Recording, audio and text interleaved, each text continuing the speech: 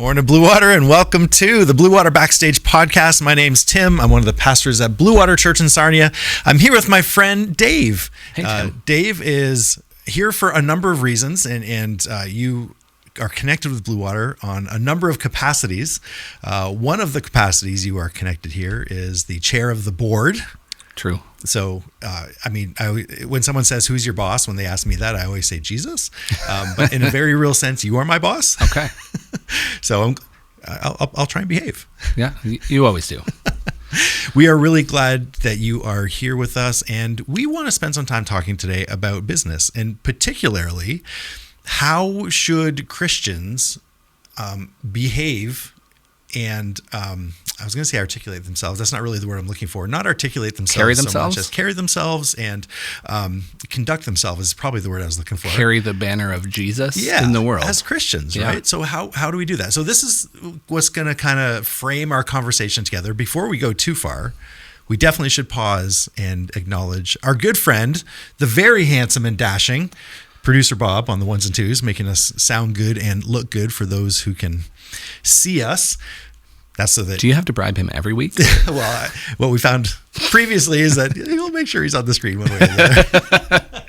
We're just kidding, Bob. We are very grateful for you. Before we jump into this, Dave, before we start talking business too much, I do have a question for you. Okay. So here's my question. We want to get to know you. And the question is this is going to be deep and heartfelt. If you want to cry, that's okay. We will have some Kleenex here for you somewhere. But here's the question. Would you rather defend yourself from one angry moose in a canoe or 3 wolves while wearing rollerblades? As wolves are rarely in a city, I think moose in a canoe is the one, because Running on the rollerblades in the bush is just... No, that's going to be brutal. But I can attest that a moose is unlikely to be like going too crazy once he's got no feet on the bottom. So once he's swimming, I think I'm okay. Okay, well, that's a good answer, and I have to say, more reasoned and well thought than I was expecting. But yeah, I have spent time with moose. You have, yeah. That was what attracted that question to me when I was thinking about you. All right, so let's talk business now. I have to tell you, I have always been impressed by the intentionality with which you have led your family and your business. And I know your family side more than your business side, although I've been able to peek in a little bit on the business side. Talk to me about this intentionality. Where has this intentionality come from? My wife. Well, I assume that I'm not just seeing it. I'm assuming that you didn't just trip and fall into intentionality. Right. Talk to us about that. So I would say, on our first date, by which point I was quite convinced that we needed to be married and live, and spend the rest of our lives together. We were quite madly in love at that point. But on our first date, I already started, I just asked, hey, what's your career aspirations? What would you love out of life? And Sue's answer was, I would love to stay home, focus on raising a family, and raise a family well. And so I was like, that is an excellent answer. And my answer to that was, then I will do whatever I have to do. I will work whatever hours I have to do to make sure that you're able to focus and do that well. And so she's been able to homeschool our 5 children. And to me, much of our life revolves around how do we make sure that our family turns out to be the family we want it to be. So for me, success in business isn't, we got a bigger number, things are going, it's how can I create margin and enough to be able to focus on raising our family well, because that's success, and then business is ancillary to that. I don't think most people begin the framing of how they're thinking about their life, their family, their work-life balance, or their church balance, all of it. I don't think most people start with the end result in mind. And you just articulated that. So how do we want this family to look? Okay, now what do I have to do to get there? I think most people just kind of play it by ear and I think we want this vaguely Christian family with, and we hope we want our family to be a good family and vaguely Christian, and we want to be successful, whatever that means. But they don't start with this, like, okay, what specifically do we want our family, business, church life to look like? How do we get there from here? So are you just wired this way to think through these things and think in that direction? I mean, you've probably given me a little bit more credit, and it probably sounds a little bit more illustrious than it really was. For me, I was raised with a strong family, and so I wanted a strong family, and so I don't know. I do feel like I just kind of followed along with what I had in my history, but yeah, I probably wasn't I'm definitely not write a list and 5 years later check off, did we meet all the things on that list? My wife helps with that. We had, we would do annual, hey, what's the plan for this year? How do we want this year to end? And so she was helpful with that. But I am very bad at actually sticking to a plan. As my employees can attest, I will develop here's the system, and then that system may or may not ever really happen. Stop laughing, Jeremy. Yeah. So in concrete terms, what does it mean to run a business to the glory of God? So, and maybe you can share a little bit about your story. You didn't jump into your own business out of the gate. Yeah. You navigated a few things in order to get there. So, I don't want to put the rails out too strictly for you, but what does it mean to run a business to the glory of God? How does that start? How do you get on that train? So for me, it started with when we were first married. We were college poor, both in school. I worked every other semester, got $13 an hour every other semester on a co-op, and so we had nothing, and then a little bit to go with that. And so the Lord at that point was laying out His faithfulness to us. So we were trying our best to live faithfully and tithe and live out what we understood to be an accurate Christian life. And so to the point that we made a second ago, you had some priorities.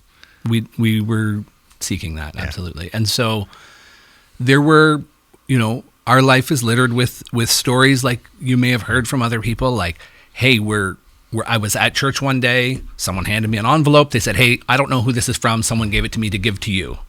And it had the amount I needed to finish rent for the month. And those kinds of stories, vehicle breakdowns that resolved well and easily that maybe shouldn't have, a bunch of things that just somehow at the end of school, the numbers worked. And so that laid for me the groundwork of God is the provider for my family. And then every other semester he used my hands to provide. And the opposite semesters, well, I can't actually remember exactly how we made ends meet, but then we got into a small business, Sweet Baby J's Old Fashioned Kettle Corn. Right. And so we were at different farmers markets and things. Eventually we settled at St. Jacob's Farmers Market. And there is... Were you driving up there every day? We lived in Brampton at the time. Oh, right. But yes, once we moved back here, we still were driving up there for 2 seasons. So it was great. St. Jacob's is a great market. Lots of people. They love popcorn. We could do well there. But different events we would go to, it was so clear, we would have to pray, okay, Lord, we need your favor on this event, because legitimately there were times I went to an event and I paid $50 to sign up for it and the gas and everything, and then 2 days of time and sold $30 worth of popcorn. Ooh. And it was okay, so that was pretty rough. Mm-hmm. And so you really see much more than when I was an hourly employee and at a different stage when I was working for Cogeco, and you're still seeing I'm working and things are related, but seeing the Lord, Lord, we really need you for the success of this business, and in a single weekend, it's going to make a difference whether or not we have the Lord's favor and we have the opportunity to do really well or not. And so that sort of built for me, okay, the Lord is my provider, and sometimes He'll use my hands to provide for the family. And so that carried right through until after I'd worked at Cogeco. I'd completed my electronics, worked at Cogeco for 12 years, and I was I'd run a lot of small businesses on the side, little websites and things, and a cleaning company I helped with. And then I was just really searching so hard for where do I find a business that I could do? And my dad was trying to retire and unable to retire because there was such a need for his services, and it started to become clear, this is probably where I need to go. And anyway, so we went into into drywall, sort of the family trade for 5 generations, and from the start, I called it like, this is God's company, and I get to manage it. Yeah. So when you set that parameter, it's kind of different. Like, I don't think that God gave me a successful company so that I can have a big bank account. He has blessed me richly, and we are doing well. However, that's not why I have that. There are specific tasks that the Lord assigns that I have to do. Yeah. And so my job is to watch for them and just go do them. How do you do you have a radio? How do you pick up like this is what the Lord wants for me here? It's the things the Lord sets before me.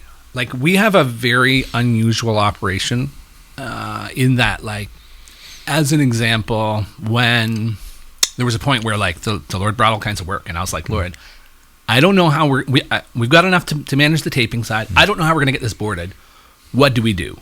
I actually refer to it as bringing it to upper management, because I legitimately see the Lord as being responsible for HR.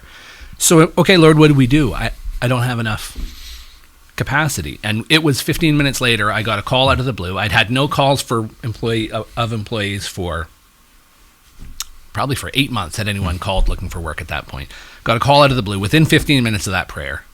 Hey, I'm moving back to Sarnia, get back together with my wife, and I've been hanging board for 20 years. Can I, do you have any need? And it was just like, it's like, well, what do I do? Like, obviously, I did not interview. I was just like, cool. So the Lord brought that solution. And there's been a bunch of times where either the Lord's brought the work, like times where it's 9:00 and we have work until 10:30. It's like, Lord, we have work for an hour and a half, and then I don't know what we're doing, and we get an emergency call. Can you please come help us? It's like, cool. All right, Lord, let's do that. There's been times where the work doesn't show up, but there's other needs that it's like, oh, well, this is what we're to do today, and we go help wherever we're needed that the Lord assigns us. So, I mean, be honest with me. Have there been times where you have stepped out in like one of these situations that you're talking about right now? Like, hey, this is clearly the Lord. And then you stepped out into that. And then you were like, uh-oh, this is not what I thought. Or like things went off the rails, or clearly I misinterpreted something here. Well, I mean, yeah, I'm probably not going to share any specific scenarios on that, but there's definitely been times where I've said, okay, like, what's the plan here, Lord? Like, what am I to be doing with this team that we have? We can't just sit and do nothing. It was a bit of a quiet winter. We're blessed. We're just absolutely swamped for the next few months, and we've got a great lineup of work. My new admin, Charlie, has really helped me to see, like, oh, here's what's coming. Like, I fly by the seat of my pants an awful lot, and once you're a certain size and you have like 15 employees to keep coordinated, all of a sudden it works very poorly. Yeah. And so Charlie's helped me, and now we can see, okay, April has this work, May has this work, June looks light, but actually April's work is probably going to bleed into, or whatever, so it's been helpful. So what I'm hearing you say is that it's maybe less of a regret about a decision, but more a situation like, okay, well, we're here now, so now what am I going to do with this? What are we going to do with this? Is that a fair way to? Yeah, I think so. Yeah. Has it ever cost you anything to be a follower of Christ in business? Like, it's really interesting.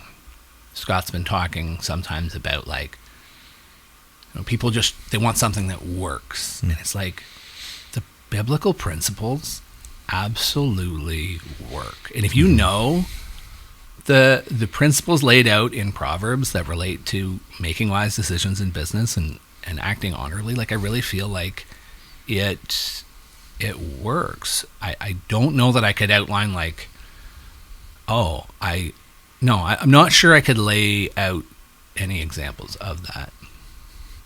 You said that this is the Lord's company. When you have a decision to make, you take it to higher management. That's great.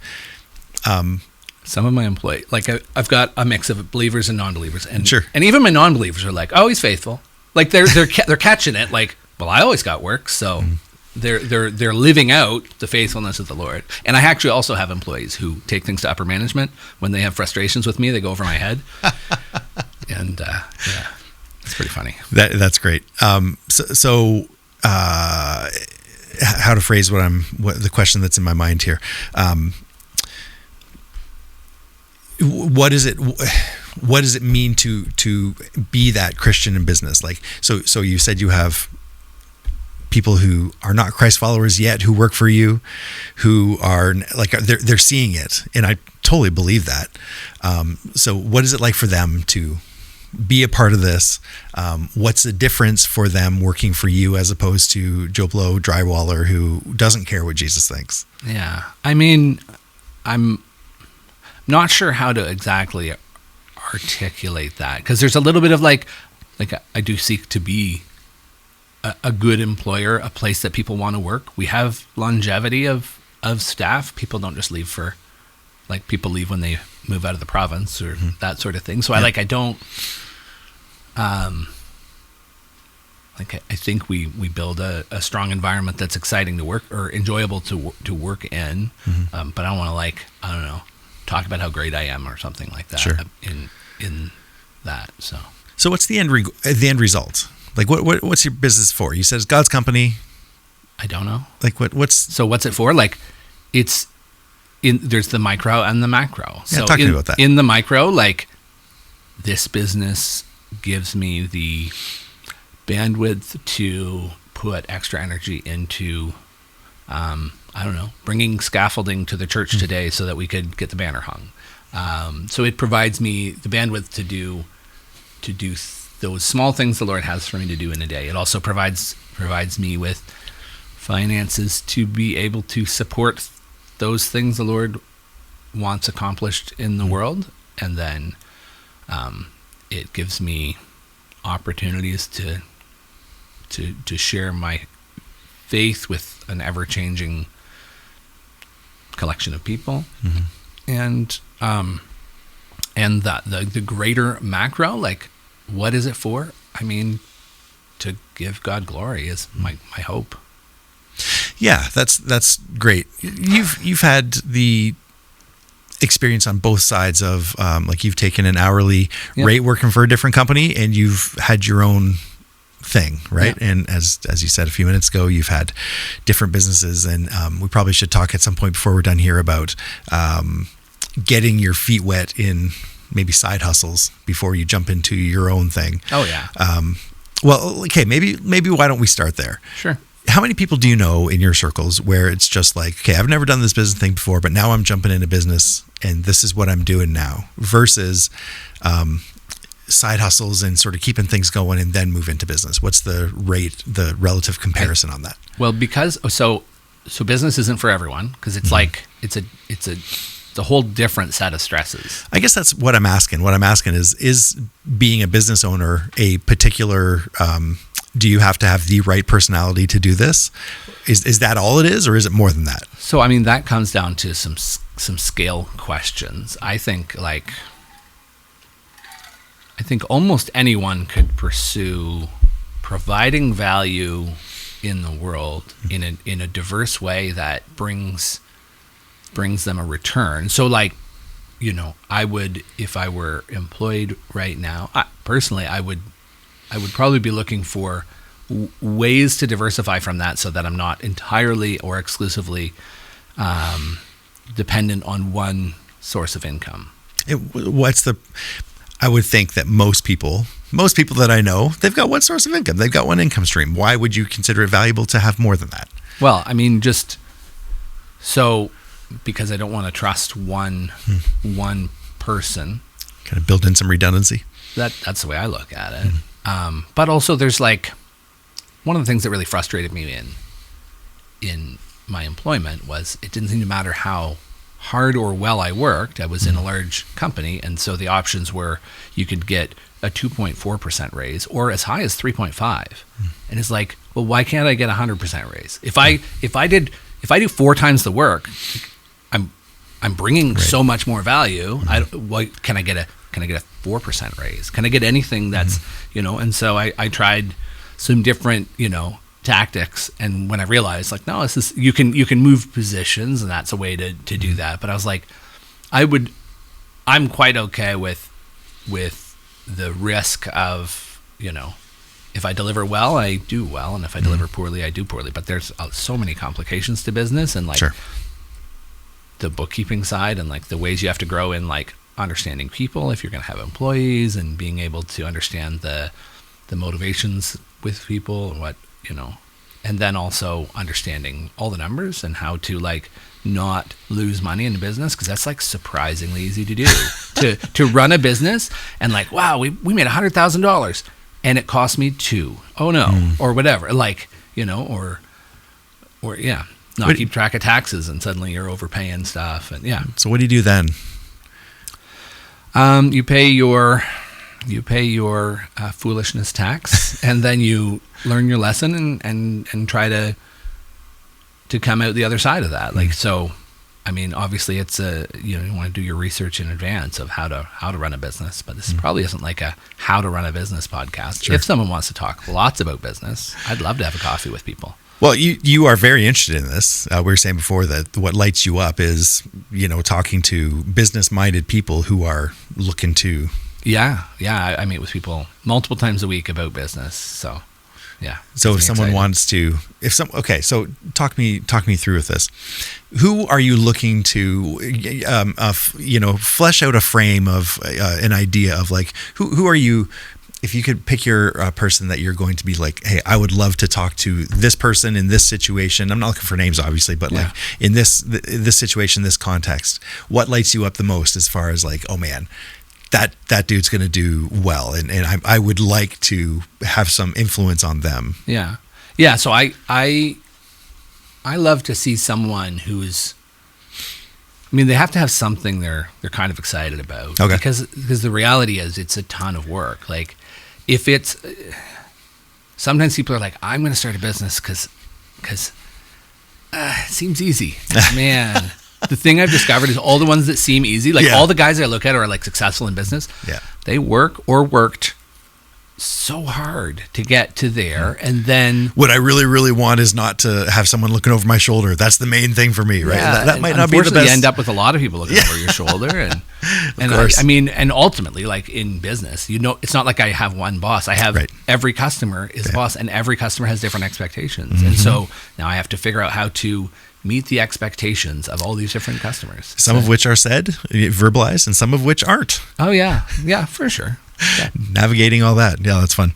So how do you strike the balance between pursuing excellence on one hand, and then on the other hand, as a business owner, also having to show grace and patience and forgiveness and leadership, but yet having a standard that you can't, there's a certain standard that you can't waffle on, and or else you're not going to have a successful business, right? How do you navigate these? And then maybe roll into that, how do you balance work-life, work-home balance, and how you do that as a business owner? Yeah. So the grace versus justice question, one of my employees had this chat just recently where he identified a challenge, and he's like, you're going to have to figure out when dealing with this, whether you're on the grace or the justice side. I tend to err on the grace side.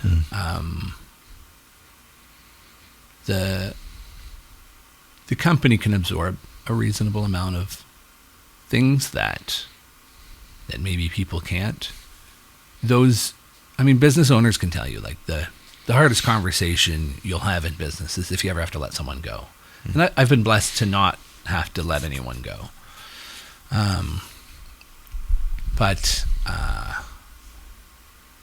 So my tendency is to err on the side of grace. And when your business is doing well, and there's the cushion to be able to do so, that feels really like it's easier to do. When things are tight, there's a lot more stress in business. That would be much harder. We've been blessed.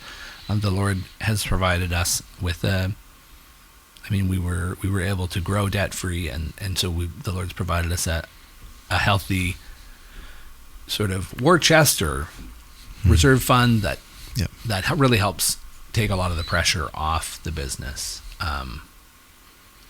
And so So then how do I provide the balance? Well, the balance is my goal is family time. So I had a contractor call me recently, and he called, and so I just, I texted him back, said, hey, it's dinner time, I'll call you later.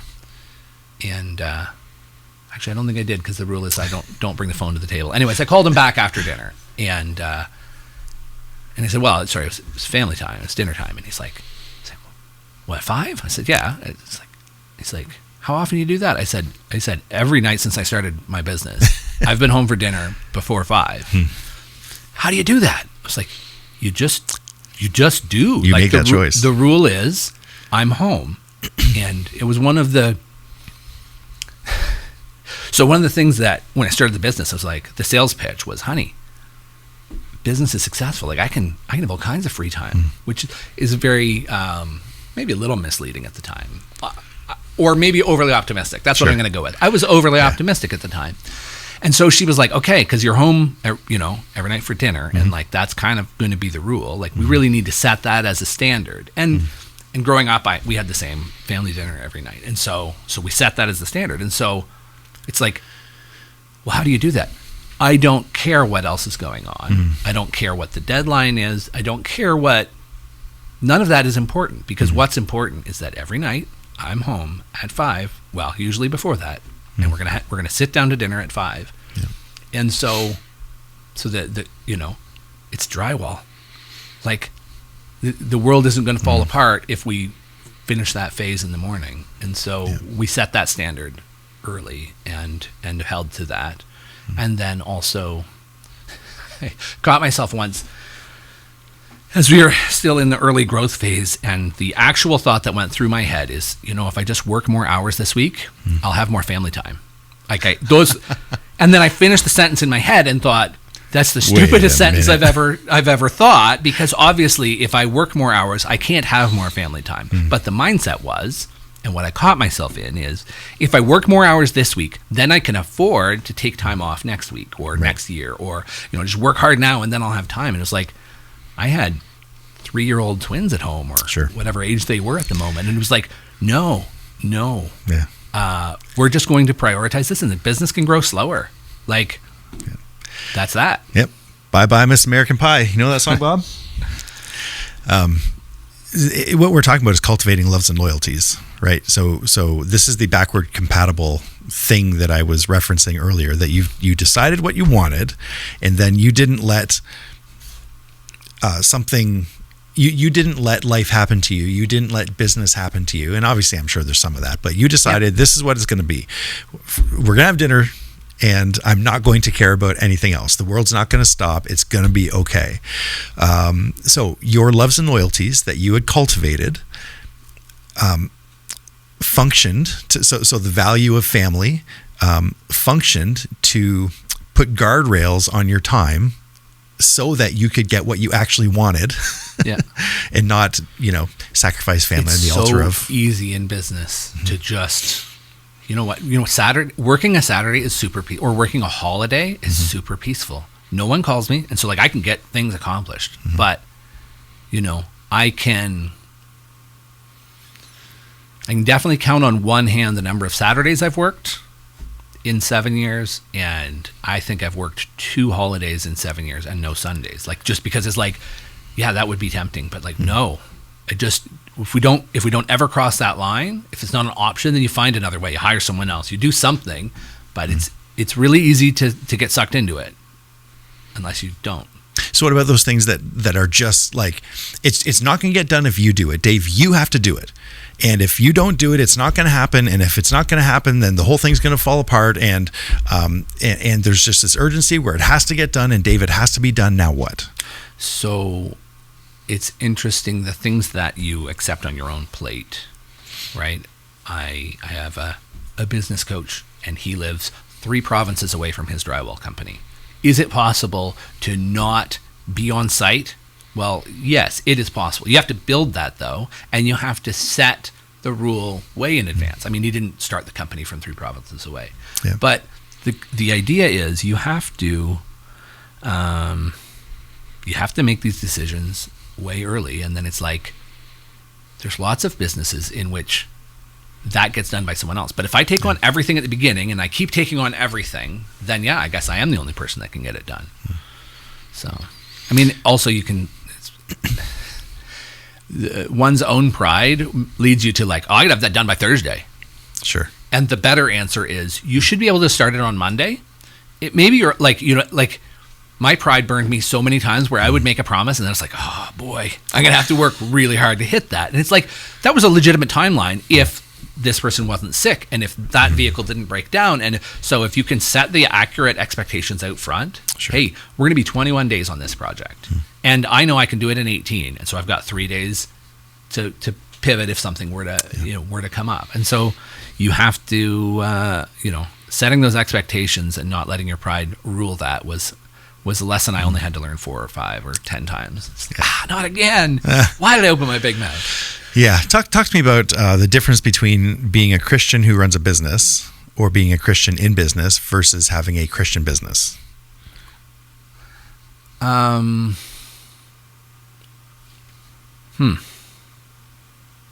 mean, it's an interesting one. And that's where, like I said, for me,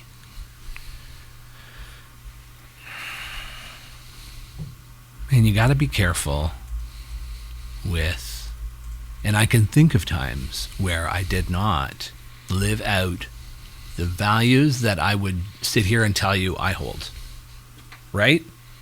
You haven't done this perfectly? Is this what I'm hearing? I am imperfect. And I mean, we all have those, we all fail in our own areas quite regularly. How do I define the difference between those three? I'm not sure I can articulate it super well. I mean, I like to think that owning a Christian business, like that it sits in that in an open hand where the Lord can add to it and take from it and do what He wills with it. It's not.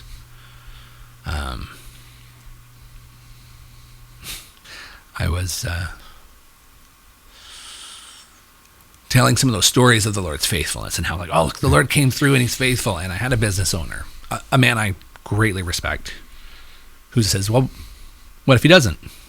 Is the Lord still faithful if you can't pay your employees, if you go bankrupt, if you lose your house? Like, is the Lord's faithfulness contingent on Him doing what you want? And he had some stories of difficult times in which he had to sit and wrestle through. Is the Lord still faithful? Yeah. And this doesn't answer your question at all, but it's something I want to talk about. So it's business is a faith building experience, and you can try to build faith, and I can work harder and make it happen, or you can build faith in I believe I'm doing what the Lord wants me to do, and thank you, Lord, for blessing it, and you're still God even if you don't. Yep, because that really is no different than, for example, in your family. You can put all the effort and energy into your family that you want and have a quote unquote successful family, or that might not go how you think it goes. And do you still say, "Blessed be the name of the Lord"? Right.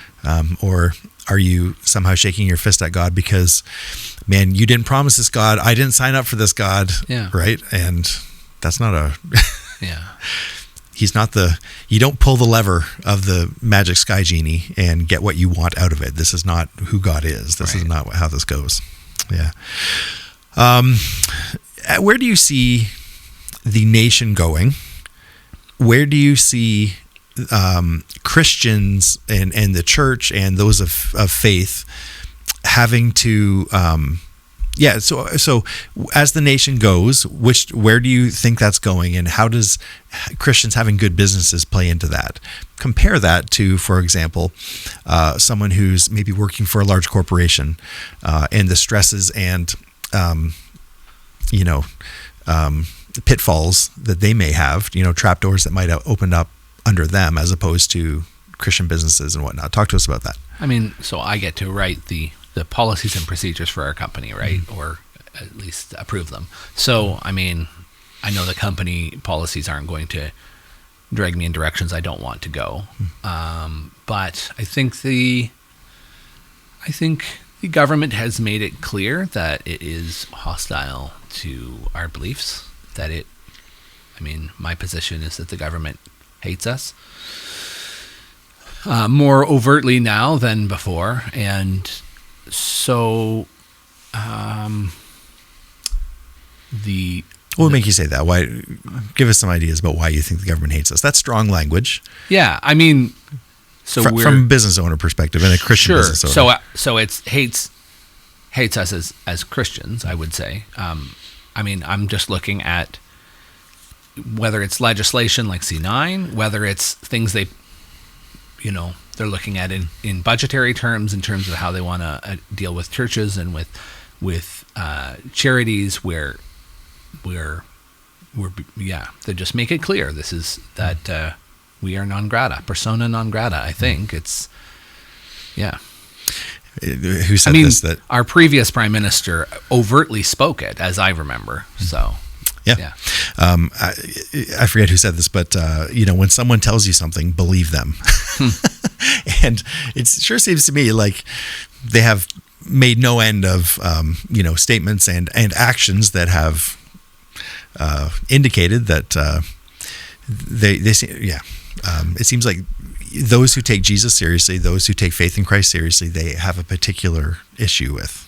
Yeah, I think what we're going to, the moment where you have to make the choice of like my comfort or my faith is ever drawing closer. Mm-hmm. Yeah. So that does what for you? That changes or affects your decision-making process how? In the moment, I'm not necessarily, I think about how much I love the government regularly, but I don't know that it affects every decision I make. I tend to spend as much time as I possibly can in my circle of control. So you've got your three circles, your circle of concern, and I am, concerned about the direction of the company. You've got your country circle of influence. That's your friends and family and those around you, and your circle of control. In my case, business, the direction of the business, what decisions I can control that are going to have the greatest impact. So the more time I spend out here, if there's something I have zero control over, shaking my fist at the wind, I could be spending building a more robust company, and that is where, like, if 90% of my energy is not spent inside my circle of control, I've probably done that wrong. That's good. So as we start to kind of put a bow on this, if you had some advice for young men or young women who are looking to start a business, if you had to refine a couple kernels, the one kernel I heard you say is, if you're interested, talk to me, because I'd love to coach you. Yeah, well, or just offer an ear, and you don't have to take any advice, but I'm happy to. I love talking business. Have you out to the hall, and we can out to the office, and we can have a coffee, and as long as you can do like 6 a.m., then we're good. Yeah. So if you had like a couple nuggets of advice that you wanted to throw at people that have maybe it's a dream, maybe it's a just something burning inside them, like, hey, there's this thing, I think I can provide a good or a service that's needed. Here's my thing. What's your word to them? First fruits are the Lord's. What do you mean by that? Tithe on your first dollar. Take it seriously. Yeah. Flesh that out. Meaning what? So I feel quite strongly that if this is the Lord's business, this is all His. And I need to recognize that in token form with the tithe. However painful that may be, but I can promise you, if it comes out early, you don't know it.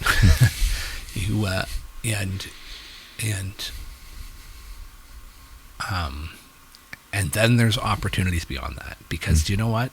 There's no more fun with money you can have than giving it away. There is nothing that's better to do with money than if you can be at the point where you're able to give it away, because it's fun. So the point where money doesn't control you, where you control it to the point where you can see the effect it has on others. Yeah, and that doesn't look like ultra wealthy, right? When I was renovating a house once and all my tools were stolen. And friends of ours at the time showed up the next day. They'd gone to an outlet and bought every tool that we were missing so I could keep working. And it was like, it probably cost them at the time, I don't know, $500 and maybe $1,000. They had a basket of money that they kept for opportunities like that. That's amazing. I still choke up about it. Yeah. And that is being able to come alongside someone who's in a time where they need it, where they're not able to whatever, and to be able to step in and help that. Oh, that's what a fantastic story. I mean, I do acknowledge, like, one of my spiritual gifts is generosity. So like I know that it's easier for me to give. So like, you know, it's maybe unfair to like compare there. Like, there's lots of areas where I have lots of challenges. Generosity isn't one of them. Yeah.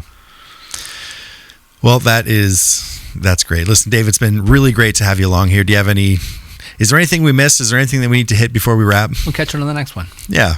Well, I am so thankful that you have been able to live out what the Lord has for you in business and also in the church. You've been a blessing to me. You've been a blessing to us. And so thank you for blessing us with your time and helping us to navigate some of these thoughts. Yeah, if you want to reach out to me, I am Dave Naus at bluewaterbaptist.ca. That's my email address. Even a Bluewater email. I do. I also have a Dave at nausdrywall.com, but that's a different one. So either one works. Yeah.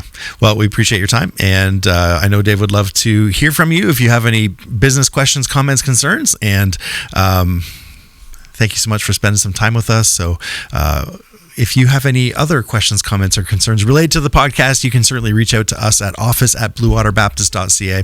We would love for you to spread the word. If you can tell someone about one of these podcasts that you think might benefit from it, we would certainly appreciate that. So thank you for making it this deep into this podcast. And friends, don't forget that you are loved.